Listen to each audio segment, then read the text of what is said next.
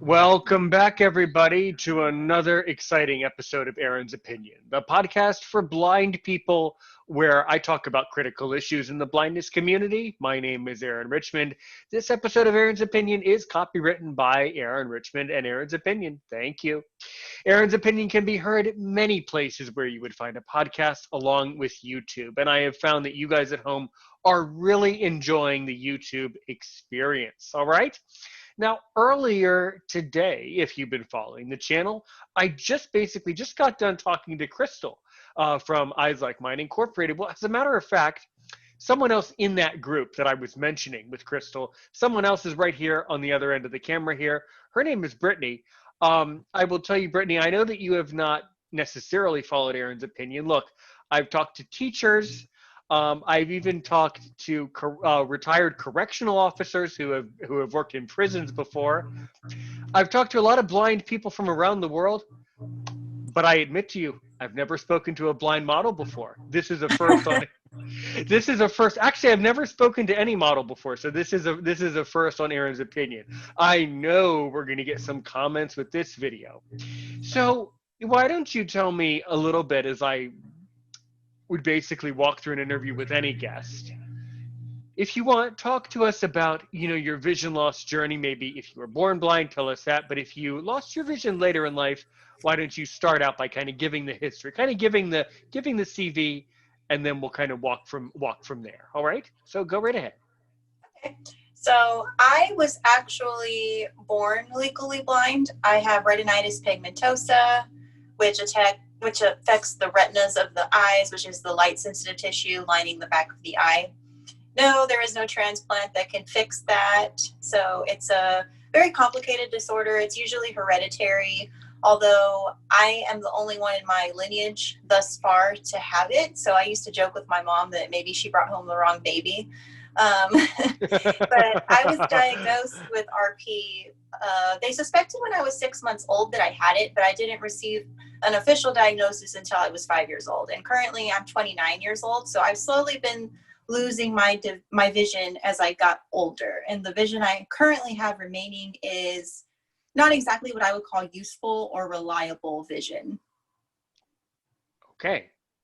Yeah, I mean, the story for me is the same. I was born with glaucoma, and through 7 different cornea transplants and many eye surgeries, I have some remaining vision to this day. And my academic background is in the field of international relations. And and my day job is I'm an English teacher online. And about a year ago, I was listening to podcasts, and I felt that there just were not enough good podcasts where blind people like you and Crystal can just come up to me and say, "Hey, Aaron, I have a story. I have some information that your listeners should know."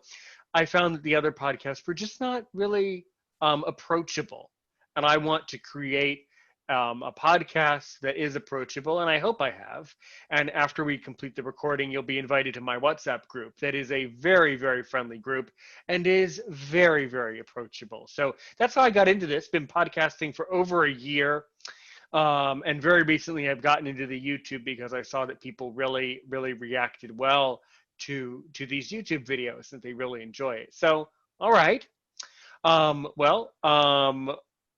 Would you like to share with us, maybe, if you want, maybe some interesting things that happened to you as you were growing up, maybe some educational things before we get into the job and the stuff that you're doing today? Well, my educational background is psychology. So I graduated with a double major in psychology and sociology from Texas A&M University, Kingsville. And then I went on to receive my Master's of Science in Counseling Psychology from Texas A&M University, Kingsville. I took the National Counselor examination to become a licensed therapist, and I passed. But somehow I ended up a personal trainer because of my bodybuilding background. So I took a little bit of a turn there, but I do get to use my psychology background a lot with my clients because working out and eating healthy is definitely very mindset oriented as well as physical. So I think that helps me be a little more unique in my profession for sure, and able to reach my clients a little bit better. Yeah, it's very interesting. It is, and And I think that a blind person in the audience, if they raise their hand and ask the question, they might want to ask. So, number one, do you work with a lot of blind people as a physical trainer? honestly, I work with mostly sighted people, but that's not necessarily like by choice. It's just I live in Corpus Christi, which is a city in South Texas, about 2 hours away from Mexico. And it's just not a very blind populated city. So, of course, a lot of the client traffic I get is sighted people. However, I do have, because I do online training as well. So I also train people from other cities and we just communicate online and they check in with me once a week. I do have a blind client who lives in Houston, and I've also had a hearing impaired client that was on my online roster as well. Okay, excellent. So when you work with people in physical training, how do you think blind people approach the idea of physical training? In other words, we would approach exercise the same way as sighted people would. I do, and I understand that. But just from the audience perspective, do you think that blind people or people with disabilities have any maybe different perceptions of living a physically fit life? Have you noticed that at all, or have you noticed any distinct characteristics how blind people view, their image and their physical health and their mental health? What do you think? So it's funny that you asked me that question, Aaron, because just last weekend I was on a podcast called Babies Down, Bottles Up, and my friend invited me on the show. She's one of the speakers on that show, and it's a group of blind moms.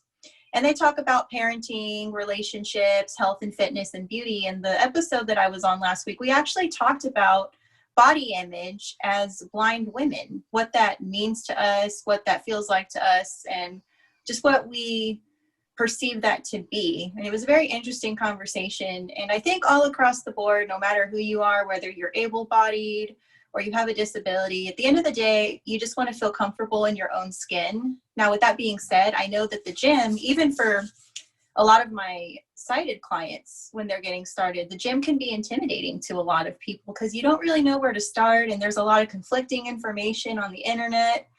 And that's why I think it's really good to hire a personal trainer if you can afford it, for one, and for second, if you're just really not sure where to start.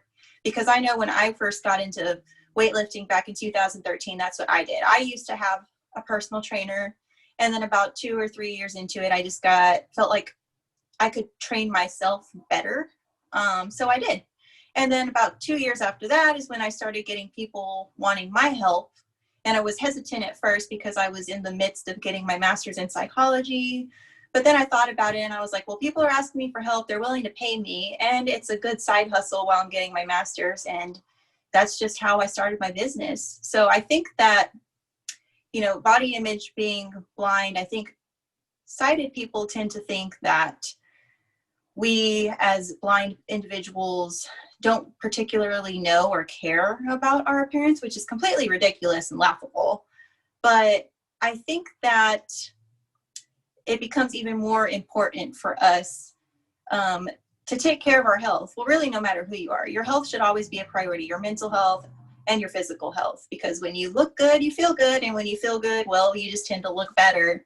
Not to say that it's all about looks, but at the end of the day, like I said, you want to be comfortable in your own skin, no matter who you are. Excellent. Sure, sure.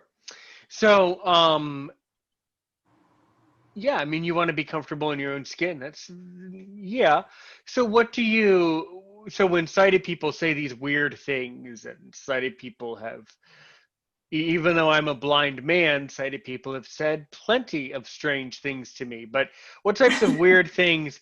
Yeah, I mean, everybody hears really strange stuff. Like, what would have been some really strange stuff, or maybe something really interesting that a sighted person said, or a really serious misunderstanding that a sighted person had maybe about blind people, just as it relates to the bodybuilding and the physical training and all of that. What do you think? So when I first started getting into bodybuilding, some people asked, because I started getting very popular online and things like that. And in the comments, some people would say like, well, why does a blind person care about how she looks? Like, why does she want to compete in bodybuilding? And it's just like, it's not really necessarily about how you look. It's about how you feel and a sense of accomplishment. And bodybuilding, it's taught me more than just, having a great body. It's taught me discipline. It's taught me more resilience, structure in my life for sure. And it's taught me patience, because to sculpt the body you want takes time. It doesn't happen overnight. So that was like one of the weirdest things I probably heard when I started getting into bodybuilding. Another weird one I've heard is like, do you know what you look like? Which I guess is a fair question. I mean, if I was sighted, I could see why that would be a point of curiosity. And then of course, another one too, I get as a trainer is, well, if you're blind, how do you train your clients? And I'm just kind of like, my response is usually, it's not really as hard as you would think it is. You just have to be more involved and more cautious, and you have to be really there with your client. I've noticed some trainers, they're on their phone the entire time, and I'm just like, not only is that super disrespectful, but how are you, even with vision, able to keep a close eye on your client if your face is in your phone the whole time? Yeah, I would love to know that one. How can you be teaching anyone anything if you're focused on your phone? I don't know. Exactly. Yeah, that's weird. That's weird and not surprising at the same time. It's kind of it's like cognitive dissonance. It just doesn't click to some people, I guess.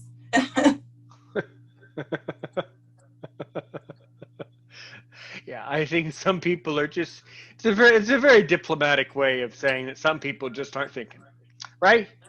Right. We'll leave it at that. Okay.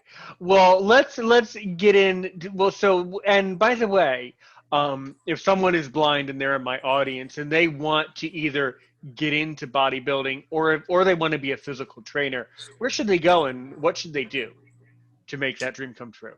So to become a personal trainer, there are so many online programs now. There's American Council of Sports Medicine, there's NASM, National Association of Sports Medicine, ISSA, International Sports Sciences Association. Those are three off the top of my head I can think of that offer online, training courses. So, and to my experience, I know quite a bit of visually impaired people who have done the ISSA, the International Sports Sciences Association, and said that they were really helpful. Their customer service is great. A lot of it's like super accessible. So that's somewhere to start. Of course, if you're not wanting to go to college and get a 4-year degree like in exercise science, like some people do. And as for bodybuilding, I mean, do what I did. You just research it, because growing up visually impaired, I was never really encouraged to play sports. So I got into physical activity pretty late in life, like I said, 2013. So when I heard about the bikini division of bodybuilding and that it was more of a fitness model kind of look, I was like, hey, I think I could do that. And I just researched it, did a lot of research and talked to people who competed, what their experience was like. And that's really the best thing I can encourage people to do, is just do your research and ask questions. Inform yourself. Knowledge is power.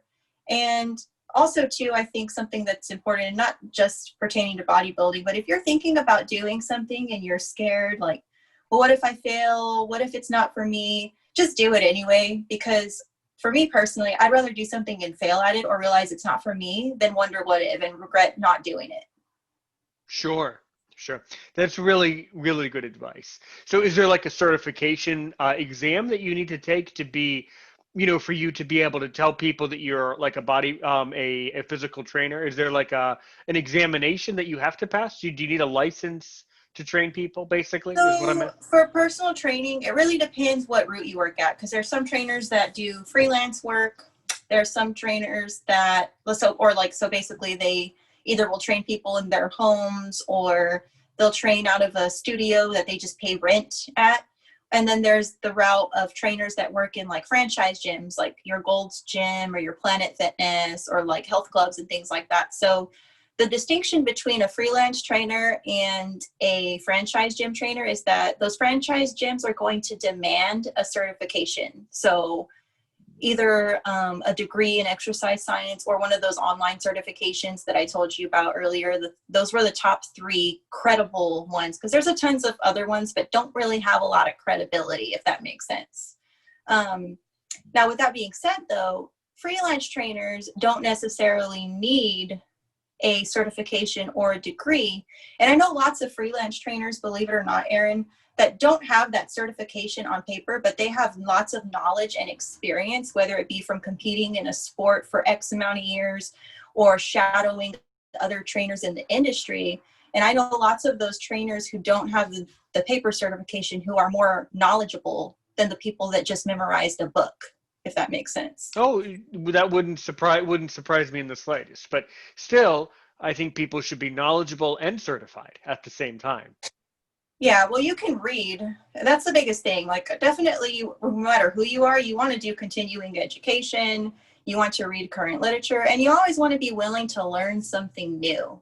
Right. Because a lot of people, no matter what the profession is, whether it's bodybuilding, whether it's psychology, they get stuck in their ways and just aren't willing to evolve and learn something new from somebody else. So that's where it becomes an issue. So for me, there's a difference between knowledge / experience and, like I said, just memorizing a book to pass a test. Because as we know, it's very easy to memorize something to pass a test, but how are you going to apply that information in real life on a client-to-client basis? Right. You really need the real world experience. Exactly. You need the active experience. Sure. Cool. Yeah, a funny story to transition to the next topic, a funny story. So, I mean, I work out in my basement as much as I can, different machines and things like that. So, I believe it's important to have a healthy life. Well, a lot of people in my community go to the gym, in my town, whatever it is.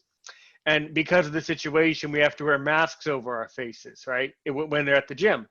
So there was a group of people who came into the gym with the masks like just down on their necks, and they complained that it was too hard to do all of your exercises while you're wearing a mask, like over your face like this, And the gym had to write an email, had to email the entire group and say, no, when we say wear a mask, it means you have to wear the mask covering your mouth and nose. That's what wear a mask means.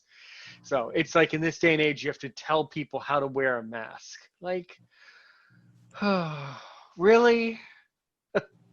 See, for me, that's why when quarantine hit, I stopped going to public gyms because, and I can attest to this, I can't work out with a mask over my face because I'm not going there doing, willy-nilly exercises. Right. I do very intense training and I need to breathe. Sure. Especially for bodybuilding, what a lot of people don't understand is that your muscles need oxygen to grow and for your body to recuperate its energy stores. And it's really hard to get oxygen when your mouth and your nose are covered. Mm-hmm. So if you're a person that goes in and does yoga or does some very light exercise, I can see how a mask wouldn't be an issue. But if you're like an athlete and you're doing very intense training like I do, it's just not feasible. I see. And what competitive sports have you participated in? So bodybuilding, I've gone to nationals before. I'm actually going back to nationals in Vegas in July for bodybuilding again. Mm-hmm. And I've also competed in powerlifting. I've medaled in that as well. And then recently, just a few months ago, actually, I started learning jiu-jitsu. So Great. I like to try different things. Excellent. And have you thought of trying to be in the Olympics for any of these activities? The only one really that I believe that is at the Paralympics is jiu-jitsu. And I don't know, maybe a year from now, ask me that question. Right now, I'm still a white belt and I'm just learning, and who knows, I just wanted to start learning self-defense at first.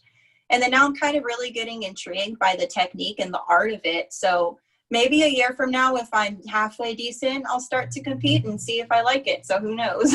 Yeah. On my podcast, I've had someone who is blind, and he played goalball for the U.S. team and was in the Olympics and the Paralympics several times. So awesome. I've spoken to people. Yeah, that was a very fascinating episode, just like this one is. All right. Well, let's get into the part of the video that I'm sure we'll get more questions and comments below about. So what about this modeling? What about the modeling business? How did you get into that? What can you tell our listeners about that? So that's kind of a really long story. That's all right. We have plenty of time. Go ahead and tell us. Well, without boring everybody with the in-depth details of my lifetime biography, basically I started out as a singer. I was very musically oriented growing up, and when I started living in Austin, when I was getting blindfold training, when my vision started getting at its worst, Austin in Texas, it's the state capital, and it's very music oriented. They have South by Southwest there. They have Austin City Limits, which are very famous music festivals that people from all over come for. And so it's a musical city. So when I was there, I would go to a lot of open mic nights. I would do like different singing things at different places there. And I heard on the radio that a local talent academy was having an open call for actors, singers, dancers, and models. And they were having agents from Wilhelmina, which has agencies in New York and Los Angeles. They were having representatives from there coming to scout the talent. So I was like, well, you know what? I'm going to go because in a few months, I'm going to be graduating the training center from blindfold training and going back to Kingsville for college anyway. So if I suck and they don't like me, I'll never see them again. So I went and I auditioned as a singer, and one of the agents told me that I had a great voice, but then she asked me if I played an instrument, and I said no.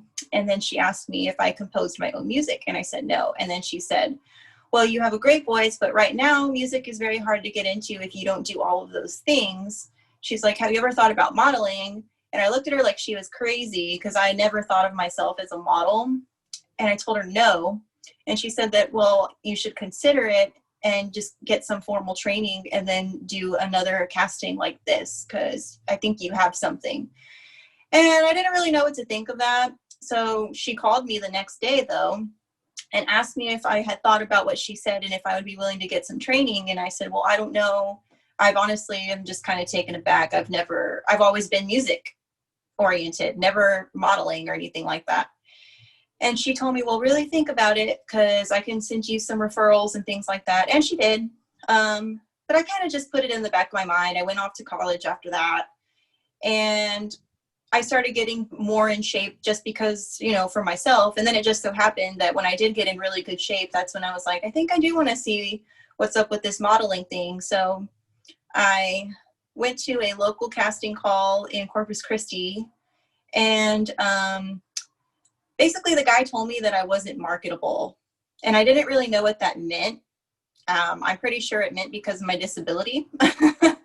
I don't ever really like to go there, but that was really the only thing I could think of because it just didn't fit.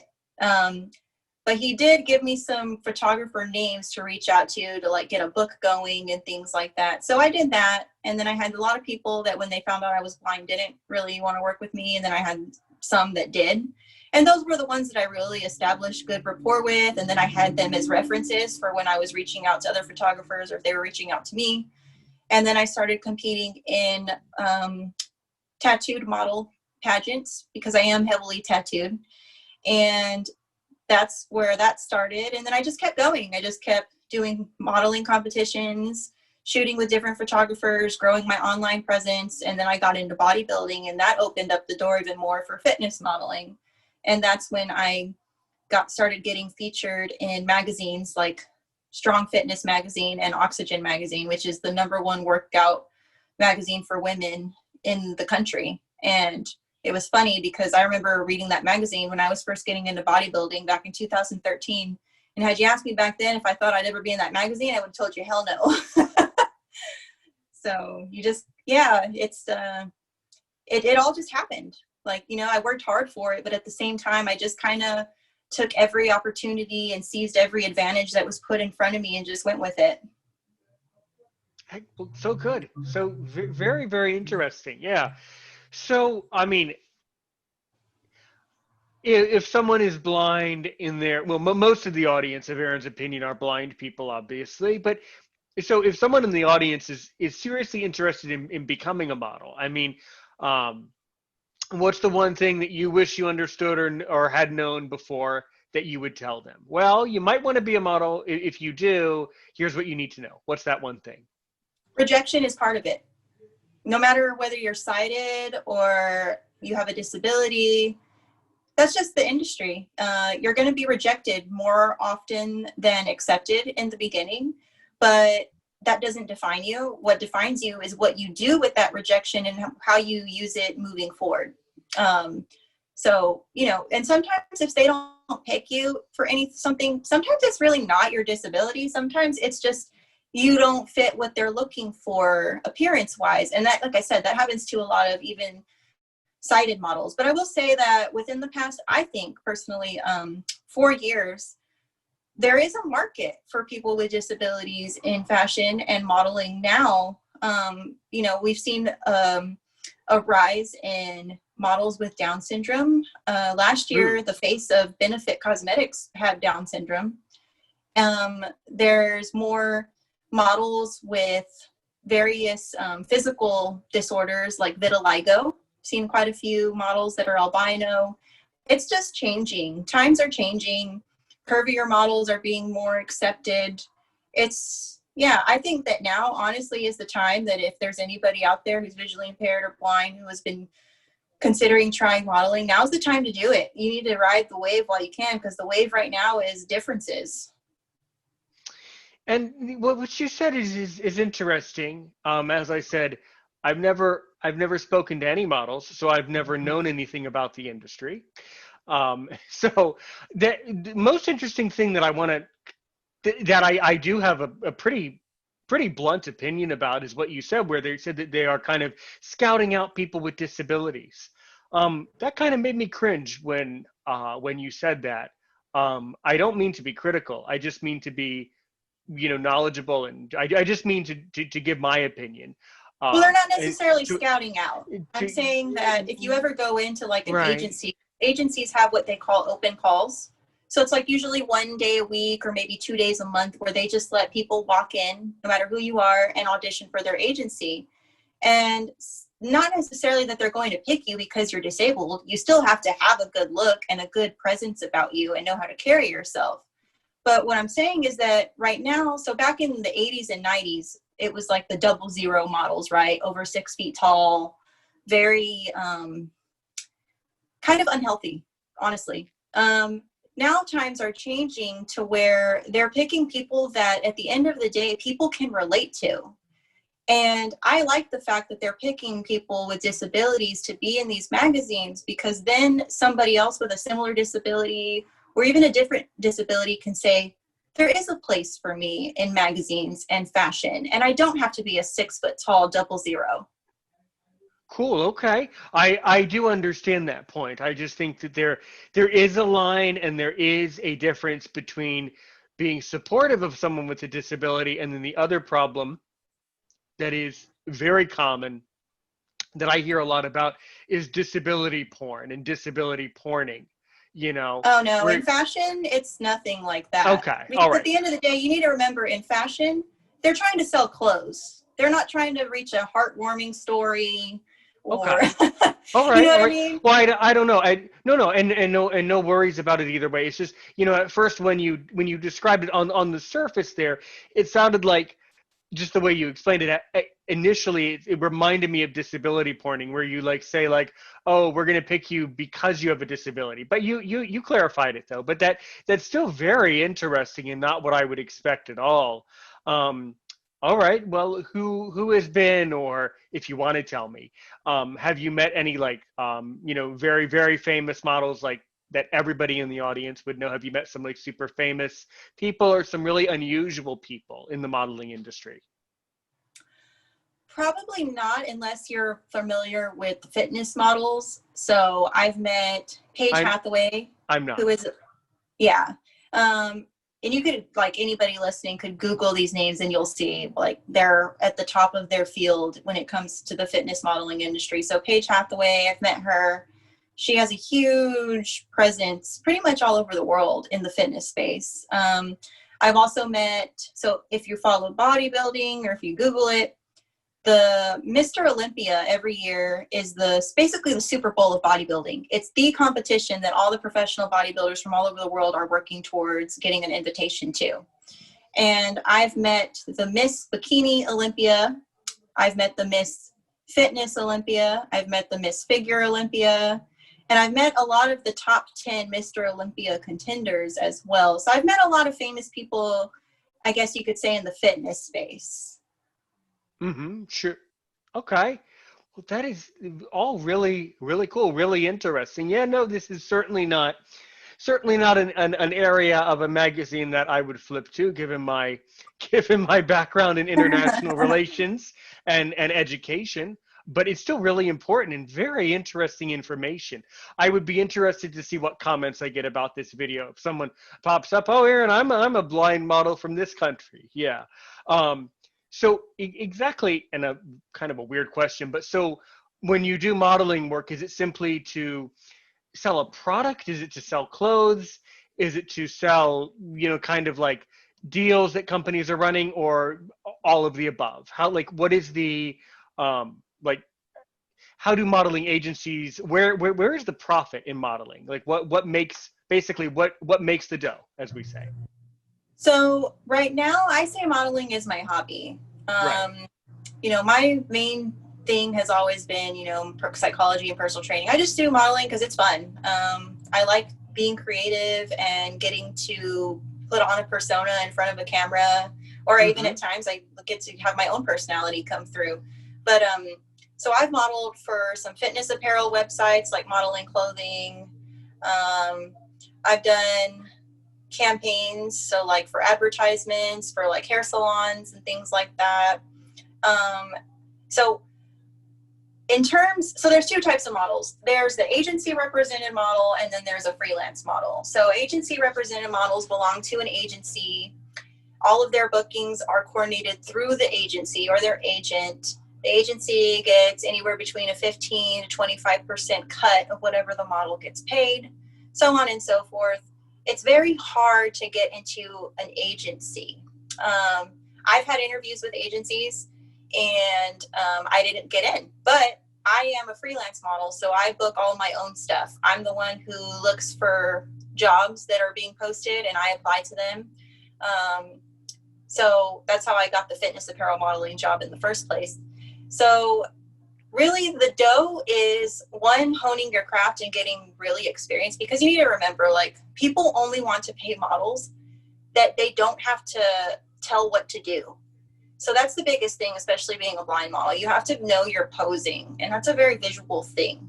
Luckily with bodybuilding, I've been able to kind of perfect that in the fitness space, but I've never done fashion per se, because one, they don't typically like fitness models for fashion. They typically like the more lanky girls or the more petite girls. And also for fashion too, I am very heavily tattooed, so you'll never see me on a runway in a Dolce & Gabbana gown, at least not in probably within the next 5 years, because it's just never really been done. So I do more of like I said, the fitness modeling or the commercial modeling. So commercial modeling is like modeling, like I said, like fitness apparel, or even being in commercials, which is something I'm working on. I'm actually starting to take acting classes so that I can cross over into that more commercial model type space. Excellent. Very good. Yeah, I would think that, it's something that modeling is something that a blind person could do, but I can see where there would be an issue with, you have to kind of know how to pose your body. It does seem like a visual ability, a visual skill set for sure. But I do see what you're saying, and all incredibly interesting. Um, so, and how are you spending your free time these days? So I actually just finished my bodybuilding competition season. I had a show in August 29th, and I got nationally qualified again. So I'm taking a break from competing right now, working on building up some areas of improvement before I go to nationals in July, working on my jiu-jitsu. And then of course I'm doing modeling still, because I do modeling year round. So working on some like personal projects. So one thing that I've been working on this month is a series of blindness awareness shoots, because something that I realized this year was that of all of the photo sessions that I've done, I've never modeled with my cane or my service animal.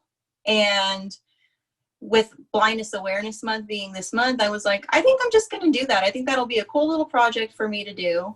So I did a series of blindness awareness shoots, and I've been posting blindness awareness content on my social media, like facts about blindness, statistics about blindness, and of course using the pictures to accompany that to get people's attention. Sure, So sure. that's what I've been working on right now. And then of course too, the pageant with Crystal, recently won that at the beginning of this month, and now I'm on the planning committee for that and helping her plan for next year's pageant. And I'm also going to compete at a very big pageant here in Texas in January. It's called the Miss Texas United World Pageant, and I will be competing at that on January 17th. So I'm also preparing for that right now too. Yeah, that's great. Yeah, and I saw Crystal's pageant videos. I was a little taken aback by the word pageant. You know, it's kind of a I don't know. It's an unusual word to describe it. It's more of a kind of like a talent show recognition of different people is what it is basically, right?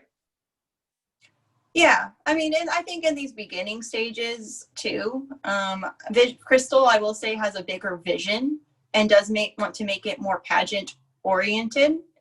And I think that honestly, if she keeps going the way she's going, it can be its own brand of pageantry. It's just going to take the right sponsors and the right minds to bring that all together. But she's definitely on the right track. And at the end of the day, I mean, that's really what a pageant is, right? Celebrating the people competing in it. And of course, encouraging them to do community service, Sure. which is what So it's Crystal's thing does. right. Yeah, yes. Got. So to me, my interpretation of it is it's more of a talent show, more of a celebration of our talent, basically. It's very interesting, you know, to use the word pageant because my second language is French, and I've been to France many times. Pageants are illegal in France, by the way. So it's a very interesting concept here in the States that a lot of countries don't really have that concept. Yeah. Have you been overseas much? No, I actually haven't, but that's on my bucket list for the next 10 years. I would like to go to Italy, actually. It's somewhere I've always wanted to go. Oh, cool. Do you speak Italian? No, but I'm willing to learn before I go. Well, or you can speak French there too, because I went to a city called Ventimiglia, and Ventimiglia is near Nice in France, and the Italian community in Ventimiglia speaks French. So I went to Italy to speak French. It can be done. And I've told other Italians that, and they think they get a kick out of that. They think it's very funny that an American who speaks French went to Italy to speak French. Yes, it can be done. It's very interesting. I had you should look at my, if you want, if it interests you, you can take a look at my catalog of episodes I've already published on YouTube. I had an episode with an Italian guy. He lives in Europe, and he runs like a martial arts studio, and by trade he is a massage therapist and a deep tissue expert. Mhm. But he's Italian, and he's done a lot with different martial arts, and he runs a whole organization that does that and includes blind people in Europe. It's quite Oh, interesting. that's neat. Yeah. Yeah, it was really quite odd. I was on one of the Facebook groups for blind people, to which there are far too many, to which I've lost count of which ones I'm in or am not. So, you know, if you've seen me post before, and if you've talked to me before and I don't even realize, hi, nice to meet you again. If it's our first conversation, hi, nice to meet you. There you go. See, because I talk to so many people, I lose track of who everybody is around the world. It's impossible to keep it all straight. I don't think we've ever spoken before, but every podcaster has silent listeners. That doesn't mean that you haven't heard of my show without me realizing. You know, who knows? Right. Um, but yeah, that was interesting. There seems to be a big demand for, you know, martial arts in the disability community. There's a big push for that. But anyway, a very interesting episode. You covered a very specific topic and quite an unusual one, and you did it really well. Um, I always like to let my guests ask me questions. I ask plenty. What are all of your questions for me? What would you say has been your most memorable episode? All of them, because in every episode I remember something really interesting. This one will be up there though because I've never talked to a fitness model before. So I've talked to a retired prison guard who talked about how he almost lost his life at his work, but I don't know if that's as interesting, less interesting, or interesting in a different way than talking to a model who's a bodybuilder from Texas. I mean, that's an interesting combination for sure. Hmm. Yeah, it's an anomaly for sure. It's yeah, yeah. So, and there's a lot of groups on Facebook that just deal with blindness issues. So is there like a National Association of Blind Models? Are you in a group like that on Facebook? No, I am not. But maybe there is a need for that. Maybe I'll make one and start recruiting. I don't Yeah, know. I don't think it'll go over so well if I start one, but I think you should start one. Considering that I am not a model, I don't think other models will appreciate if I set up a modeling group on Facebook. That's just not going to go. That group will get shut down pretty quickly, I suspect. But you should start that type of. Anytime I look for groups on Facebook, though, there's a group for like every little thing that you can imagine and not imagine. So Oh I'm yeah. sure I'm sure there's a group for sighted models. I mean, I'm sure it would be a private group. You would probably have to kind of show your kind of CV a little bit to get into one, but there probably is a private group for So every models. city actually has its own model and photographer network, which is how I, you know, network with a lot of photographers from other cities if I'm traveling and I want to shoot with somebody when I'm in that area. So it's basically where all the photographers, models, hair and makeup artists go and just kind of collaborate either on projects or post paying projects and things like that. So those are pretty common. Yeah, yeah, and I find that the people who are in those groups, in any Facebook group, tend to be extremely helpful and tend to be very genuinely interested in giving accurate facts, usually, but it does depend on the group, of course. Yeah. Any final questions? So earlier you said you teach English Sure. online. Have you always taught online or is that because of the pandemic? Great question. I am forever grateful for Company X, as I call it on my YouTube site here. I was hired by them 5 years ago. So glad I was, so glad I am, and I will be so glad because it really is the perfect job for me being a teacher. I just love educating people, love talking to people, love having entertaining conversations from around the world. I think the teaching kind of led into the podcasting because I just love to come onto camera and just educate people and just talk and talk and talk and talk. And this is what I enjoy doing. So, yeah, it's been a crazy year, but it's almost over. And I just want to start 21 and, kind of see if things can start to get a little bit more normal. Hmm. Right. I feel you on that one. 2020, the joke between me and the trainers at the gym is like, instead of saying, oh, that's so crazy, for now on, everyone's going to say, oh, that's so 2020. Yeah, yeah, definitely. Yeah, that'll be a thing. 30 years from now, we'll look back at 2020 and we'll realize, whoa, we were really gross back then. We had a lot of poor hygiene, and we just weren't really doing stuff right back then before we kind of learned our lesson. Although I suspect that a lot of people will not learn much from this. Is the problem? I think we'll keep repeating the mistakes, unfortunately, throughout history. But that is another topic. Yes. Yeah, for another Any day. other any other thing? Anything else you want to say on this episode? No, not really. But if anybody out there, like I said, like how you asked me earlier, if there was anybody out there who might be interested in modeling if they were blind, same thing. If you're interested in pageantry, I mean, just go for it. I'd recommend hiring a coach. And if you want to kind of dip your toe into the water, definitely reach out to Crystal or me and come compete in our Miss Blind Diva pageant to kind of get dip your toe into the water. And if anything else, it's a good networking opportunity because, I mean, I've met Crystal and people from other companies and organizations, and it's a positive experience all around. It's empowering, which is why it's called the Miss Blind Diva Empowerment Pageant. And if you want to connect with me, you can email me at missms.blinddiva2020@eyeslikemine.org. And I'm also on Facebook, facebook.com/ms.blinddiva2020. And you can follow me on Instagram. My Instagram handle is @culprit, CULPBRIT. Sounds good. Sounds good.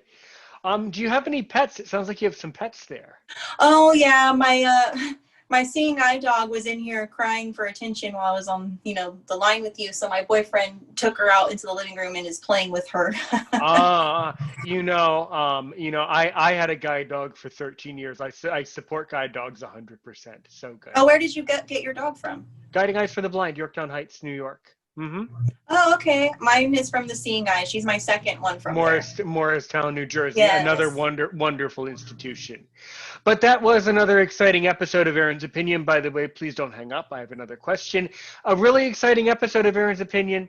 Yeah, we talked to everybody on this show, even bodybuilders or fitness models, apparently. And you did a great job. Know that you're always welcome on this podcast. And as I like to say, I wish the world very good health. I wish you very good health, by the way. And as I have been saying lately, because it's a really good saying from my podcast, help one person today, help a million others tomorrow.